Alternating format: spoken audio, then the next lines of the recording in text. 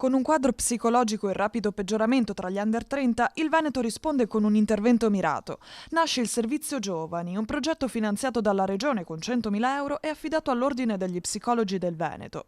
Il programma prevede l'apertura di 3 sportelli gratuiti di consulenza psicologica nelle aree metropolitane, rurali e montane costiere, destinate ai giovani fino ai 30 anni. Il tema del disagio giovanile negli ultimi anni è purtroppo salito agli oneri delle cronache e in effetti tutti gli indicatori epidemiologici dei servizi sanitari pubblici e degli osservatori professionali ci fanno rivelare un significativo aumento di disagi, difficoltà emozionali, del comportamento da parte di giovani, adolescenti e giovani adulti. Gli sportelli offriranno percorsi di 3-4 colloqui con professionisti iscritti all'albo, con l'obiettivo di raggiungere almeno 400 giovani e facilitare il collegamento con la rete sociosanitaria locale. L'iniziativa si svolgerà nei primi mesi del 2026, riceverà ampia notizia e diffusione da parte dell'Ordine e degli ETS coinvolti e rappresenta un ulteriore tassello di risposte a bisogni legittimi e importanti che devono essere riconosciuti e che devono ottenere un riscontro adeguato a livello sociale.